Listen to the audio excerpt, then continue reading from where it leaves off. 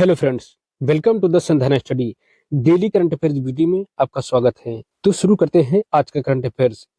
निम्न में से किस दिन अंतर्राष्ट्रीय मंद शरीर कल्याण दिवस मनाया जाता है? इस प्रश्न के लिए चार ऑप्शन दिए गए हैं। ऑप्शन ए 31 दिसंबर, ऑप्शन बी 1 जनवरी, ऑप्शन सी 2 जनवरी, ऑप्शन डी 3 जनवरी। तो इस प्रश्न का सही जवाब है ऑप्शन डी।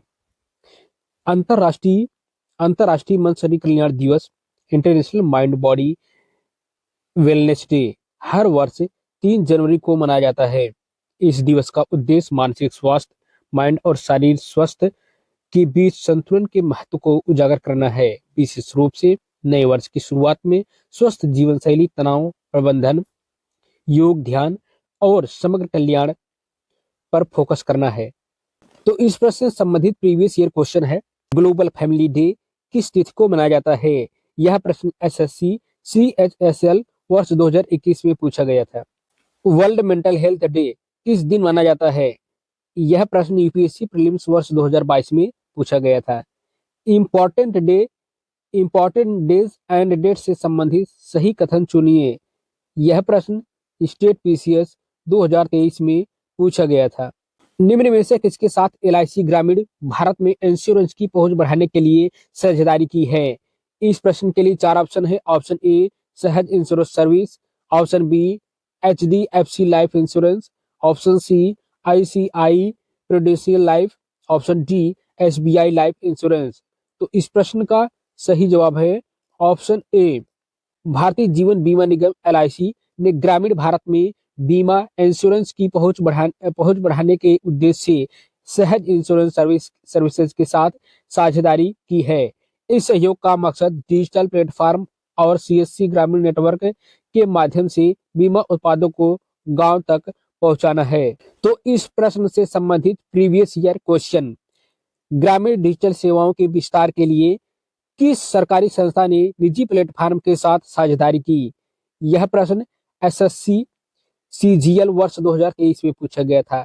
बीमा क्षेत्र में फाइनेंशियल इंक्लूजन बढ़ाने से संबंधित पहल पर प्रश्न, यह प्रश्न यूपीएससी प्रीलिम्स वर्ष 2024 में पूछा गया था।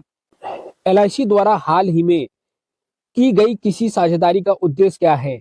यह प्रश्न स्टेट पीसीएस 2025 में पूछा गया था, यानी कि यह प्रश्न रिसेंट में पूछा गया था। ग्रामीण डिजिटल सेवाओं के विस्तार के लिए किस सरकारी संस्था ने निजी प्लेटफॉर्म के साथ साझेदारी की? यह प्रश्न SSC CGL वर्ष 2023 में पूछा गया था। बीमा क्षेत्र में फाइनेंशियल इंक्लूजन बढ़ाने से संबंधित पहल पर प्रश्न है, यह 2024 यूपीएससी में पूछा गया था। LIC द्वारा हाल ही में की गई किसी साझेदारी का उद्देश्य क्या है? यह प्रश्न स्टेट पीसीएस 2025 में पूछा गया। तो नेक्स्ट क्वेश्चन है, 1 जनवरी को निम्न में से किसका 68वां स्थापना दिवस मनाया गया है? इस प्रश्न के लिए चार ऑप्शन दिए गए हैं। ऑप्शन ए रक्षा अनुसंधान एवं विकास संगठन, ऑप्शन बी भारतीय अंतरिक्ष अनुसंधान संगठन, ऑप्शन सी सीमा सुरक्षा बल, ऑप्शन डी भारत तिब्बत सीमा पुलिस। तो इस प्रश्न का सही जवाब है ऑप्शन ए। इस प्रश्न का सही जवाब ऑप्शन ए है। 1 जनवरी को सीमा सुरक्षा बल BSF का 68वां स्थापना दिवस मनाया गया। BSF भारत का प्रमुख सीमा सुरक्षा बल है, जिसकी स्थापना देश की अंतर्राष्ट्रीय सीमाओं की सुरक्षा और आंतरिक सुरक्षा को मजबूत करने के उद्देश्य से की गई थी। BSF का स्थापना 1 दिसंबर 1965 को हुआ था। इसकी भूमिका भारत पाकिस्तान एवं भारत बांग्लादेश सीमाओं की सुरक्षा, युद्ध आपातकाल में रक्षा सहायता प्रदान करना होता है। तो चलिए देख लेते हैं इस प्रश्न से संबंधित प्रीवियस ईयर क्वेश्चन। सीमा सुरक्षा बल BSF की स्थापना किस वर्ष की गई? यह प्रश्न SSC CGL वर्ष 2021 में पूछा गया था। भारत के किस अर्धसैनिक बल का स्थापना दिवस 1 दिसंबर को मनाया जाता है? यह स्टेट पीसीएस वर्ष 2022 में पूछा गया था। निम्न में से कौन सा बल भारत की सीमाओं की सुरक्षा से संबंधित है? यह प्रश्न यूपीएससी प्रीलिम्स वर्ष 2023 में पूछा गया था। नेक्स्ट क्वेश्चन है, अमेजन की बिना डंक वाली मधुमक्खियां को किस देश के द्वारा कानूनी अधिकार दिए गए हैं, जिससे वे दुनिया के पहले कीट बन गए हैं? इस प्रश्न के लिए चार ऑप्शन है। Option A Bharat, option B Peru, option C Mexico तथा ऑप्शन डी अर्जेंटीना। इस प्रश्न का सही जवाब है ऑप्शन बी।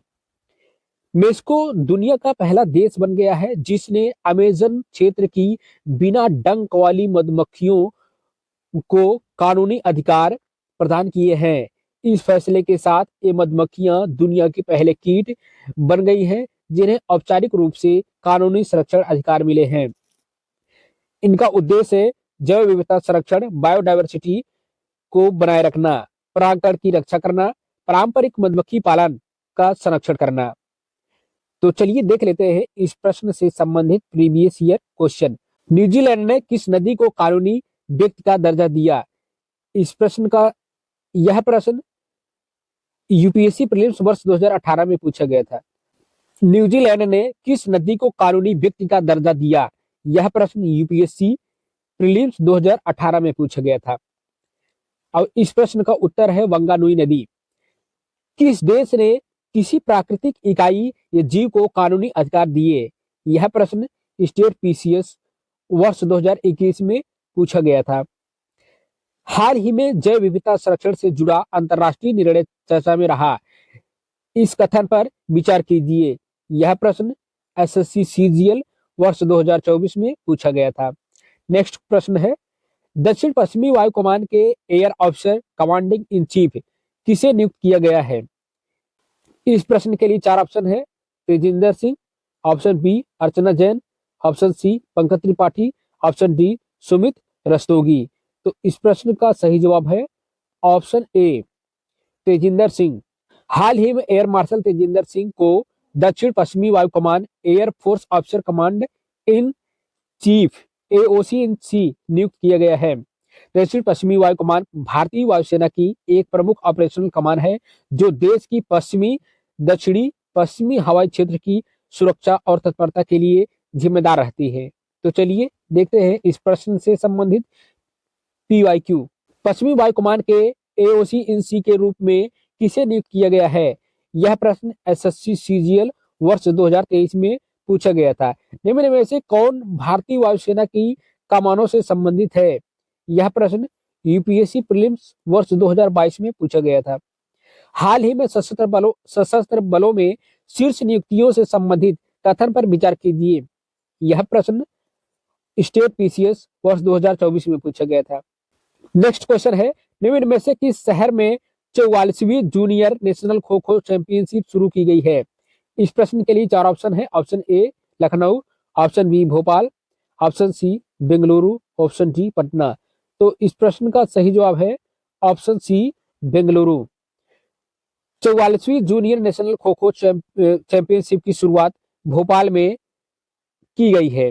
यह प्रतियोगिता देश भर की जूनियर बालक बालिका खो खो टीमों के लिए आयोजित की जाती है और इसका उद्देश्य ग्रासरूट स्तर पर प्रतिभा की पहचान व पारंपरिक भारतीय खेलों को बढ़ावा देना है। इस प्रश्न से संबंधित पीवाईक्यू, राष्ट्रीय खेलों का आयोजन किस राज्य शहर में किया गया? यह प्रश्न एसएससी सीजीएल 2023 में पूछा गया था। खो खो कबड्डी की राष्ट्रीय प्रतियोगिता कहाँ आयोजित हुई? यह प्रश्न स्टेट पीसीएस वर्ष 2024 में पूछा गया था। नेक्स्ट प्रश्न है, हाल ही में किसे भारतीय वायुसेना का उप प्रमुख नियुक्त किया गया है? इस प्रश्न के लिए 4 ऑप्शन है। Option A Nagesh Kumar, option A Nagesh Kapoor, option B Niranjan Sharma, option C Akhilesh Gupta, option D Shivani Jain. तो इस प्रश्न का सही जवाब है ऑप्शन ए। हाल ही में एयर मार्शल नागेश कपूर को भारतीय वायुसेना आईएएफ का प्रमुख vice chief of the air staff नियुक्त किया गया है। यह पद वायुसेना के शीर्ष नेतृत्व में अत्यंत महत्वपूर्ण होता है और संचालन, प्रशिक्षण, आधुनिकीकरण व नीति निर्धारण में केंद्रीय भूमिका निभाता है। तो इस प्रश्न से संबंधित प्रीवियस ईयर क्वेश्चन, भारतीय वायुसेना के उप प्रमुख के रूप में किसे नियुक्त किया गया? यह प्रश्न एसएससी सीजीएल वर्ष 2023 में पूछा गया था। निम्न में से कौन भारतीय वायुसेना के शीर्ष पदों में शामिल है? यह प्रश्न यूपीएससी प्रीलिम्स वर्ष 2022 में पूछा गया है। हाल ही में सशस्त्र बलों में वरिष्ठ नियुक्तियों से संबंधित कथन पर विचार कीजिए। यह प्रश्न स्टेट पीसीएस वर्ष 2024 में पूछा गया है। निम्न में से किसे भारतीय वायुसेना ट्रेनिंग कमांड का प्रमुख नियुक्त किया गया है? इस प्रश्न के लिए 4 ऑप्शन है। Option A Subodh Kumar, option B Karamveer Gupta, option C Mohit Pandey, option C S Srinivas. तो इस प्रश्न का सही जवाब है क्या है? Option D. हाल ही में एयर मार्शल एस श्रीनिवास को भारतीय वायुसेना के ट्रेनिंग कमांड का प्रमुख नियुक्त किया गया है। ट्रेनिंग कमांड का मुख्यालय बेंगलुरु में है और यह वायुसेना के पायलटों, ग्राउंड ड्यूटी अधिकारियों और एयरमैन के प्रशिक्षण की जिम्मेदारी संभालता है। तो इस प्रश्न से संबंधित प्रीवियस ईयर क्वेश्चन, पश्चिमी वायु कमान के एओसी इन सी के रूप में किसे नियुक्त किया गया है? यह प्रश्न एसएससी सीजीएल वर्ष 2023 में पूछा गया था। भारतीय वायुसेना की कितनी ऑपरेशनल ट्रेनिंग कमांड है? यह प्रश्न यूपीएससी प्रीलिम्स वर्ष 2022 में पूछा गया है। हाल ही में सशस्त्र बलों में वरिष्ठ नियुक्तियों से संबंधित कथन पर विचार कीजिए। यह प्रश्न स्टेट पीसीएस वर्ष 2024 में पूछा गया है। नेक्स्ट क्वेश्चन है, हाल ही में उस्मान ख्वाजा किस खेल से संबंधित थे जिन्होंने हाल ही में संन्यास ले लिया है? इस प्रश्न के लिए 4 ऑप्शन है। Option A hockey, option B football, option C cricket, option D tennis. तो इस प्रश्न का सही जवाब क्या है? ऑप्शन सी है क्रिकेट से। उस्मान ख्वाजा का संबंध क्रिकेट से है। वे ऑस्ट्रेलिया के शीर्ष बल्लेबाजों में शामिल रहे हैं और हाल ही में उनके संन्यास की खबरें करंट अफेयर्स में रही है। तो इस प्रश्न से संबंधित प्रीवियस ईयर पीवाईक्यू, हाल ही में संन्यास लेने वाले एबी डिविलियर्स किस खेल से संबंधित थे? इस प्रश्न को एसएससी सीजीएल वर्ष 2021 में पूछा गया है। शेन वार्न का संबंध किस खेल से है? यह प्रश्न स्टेट पीसीएस वर्ष 2022 में पूछा गया है। हाल ही में खेल जगत से जुड़ी संन्यास निधन संबंधी घटनाओं पर कथन पर विचार कीजिए। यह प्रश्न यूपीएससी प्रीलिम्स वर्ष 2023 में पूछा गया है। नेक्स्ट क्वेश्चन है, भारत की पहली वंदे भारत स्लीपर ट्रेन को गुवाहाटी और किस शहर के बीच चलाया जाएगा? इस प्रश्न के लिए 4 ऑप्शन है। Option A Patna, option B Kolkata, option C Jaipur, option D Varanasi. तो इस प्रश्न का सही जवाब है ऑप्शन बी। भारत की पहली वंदे भारत स्लीपर ट्रेन को गुवाहाटी और कोलकाता के बीच चलाने की योजना है।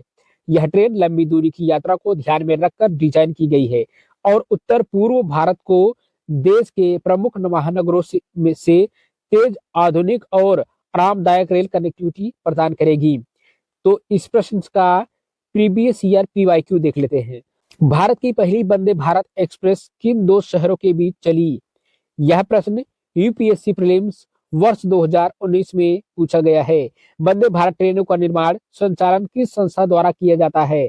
यह प्रश्न एसएससी सीजीएल वर्ष 2022 में पूछा गया है। नेक्स्ट क्वेश्चन है, निम्न में से किसे इफ्को साहित्य सम्मान 2025 में सम्मानित किया गया है? इस प्रश्न के लिए 4 ऑप्शन है। Option A Maithili Pushpa, option B Shivam Saxena, option C Anurag Jain, option D Ankita Jain. तो इस प्रश्न का सही जवाब है मैत्रेयी पुष्पा। प्रसिद्ध हिंदी लेखिका मैत्रेयी पुष्पा को इफ्को साहित्य सम्मान वर्ष 2025 से सम्मानित किया गया है। यह सम्मान हिंदी साहित्य में उसके दीर्घकालीन, सशक्त और संवेदनशील योगदान, विशेषकर स्त्री विमर्श, ग्रामीण समाज और सामाजिक यथार्थ के लिए दिया जाता है।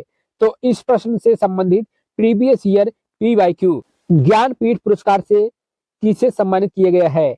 यह प्रश्न यूपीएससी प्रीलिम्स वर्ष 2023-22 में पूछा गया है। साहित्य अकादमी पुरस्कार किस क्षेत्र से संबंधित है? यह प्रश्न एसएससी सीजीएल वर्ष 2023 में पूछा गया है। हाल ही में किसी प्रतिष्ठित साहित्य सम्मान से सम्मानित लेखक लेखिका कथन पर विचार कीजिए। यह प्रश्न स्टेट पीसीएस वर्ष 2024 में पूछा गया है। नेक्स्ट क्वेश्चन है, निम्न में से किस राज्य में इमैनू एरातापा महोत्सव मनाया जाएगा? इस प्रश्न के लिए 4 ऑप्शन है। ऑप्शन ए पश्चिमी Bengal, option B Madhya Pradesh, option C Bihar, option D Manipur. तो इस प्रश्न का सही जवाब क्या है? Option D Manipur. इमैनू एरातपा महोत्सव मणिपुर राज्य में मनाया जाता है। यह पर्व देवी इमैनू अहोबी को समर्पित है, जिन्हें समृद्धि, संपन्नता और कल्याण की देवी माना जाता है। यह उत्सव विशेष रूप से मैतेई समुदाय द्वारा श्रद्धा और पारंपरिक रीति रिवाजों के साथ मनाया जाता है। तो इस प्रश्न से संबंधित प्रीवियस ईयर पीवाईक्यू, निंगोल चौकोबा उत्सव किस राज्य से संबंधित है? यह प्रश्न एसएससी सीजीएल वर्ष 2022 में पूछा गया। यह भी प्रश्न मणिपुर से संबंधित है। लोसार महोत्सव किस राज्य क्षेत्र में मनाया जाता है? यह प्रश्न स्टेट पीसीएस वर्ष 2023 में पूछा गया है। भारत के उत्तर पूर्वी राज्यों के प्रमुख त्योहारों पर आधारित प्रश्न यह है। यह इससे संबंधित प्रश्न यूपीएससी प्रीलिम्स वर्ष 2024 में पूछ लिया गया है। नेक्स्ट प्रश्न है, निम्न में से कौन यूरो को अपनी आधिकारिक मुद्रा के रूप में स्वीकार करने वाला यूरोजोन 21वां सदस्य बन गया है? इस प्रश्न के लिए 4 ऑप्शन है। Option A Sweden, option B Poland, option C Bulgaria, option D Hungary. तो इस प्रश्न का सही जवाब क्या है? ऑप्शन सी है बुल्गारिया। बुल्गारिया ने यूरो को अपनी आधिकारिक मुद्रा के रूप में स्वीकार कर यूरो जोन का 21वां सदस्य बनने का दर्जा हासिल किया है। यह कदम देश की मौद्रिक स्थिरता, वित्तीय एकीकरण और यूरोपीय अर्थव्यवस्था से गहरे जुड़ाव की दिशा में महत्वपूर्ण माना जाता है। तो चलिए देखते हैं इस प्रश्न से संबंधित previous year PYQ. Euro zone का 20वां सदस्य कौन सा देश बना? यह प्रश्न यूपीएससी प्रीलिम्स वर्ष 2023 में पूछा गया है। निम्न में से कौन सा देश यूरो को अपनी मुद्रा के रूप में उपयोग नहीं करता? यह प्रश्न एसएससी सीजीएल वर्ष 2024 में पूछा गया है। यूरोपीय संघ यूरो जोन से संबंधित सही कथन चुनिए। यह प्रश्न स्टेट पीसीएस वर्ष 2025 में पूछा गया था। तो डेली करंट अफेयर्स वीडियो में बस इतना ही। मिलते हैं नेक्स्ट वीडियो में। तब तक चैनल को सब्सक्राइब, लाइक, शेयर जरूर करें। धन्यवाद।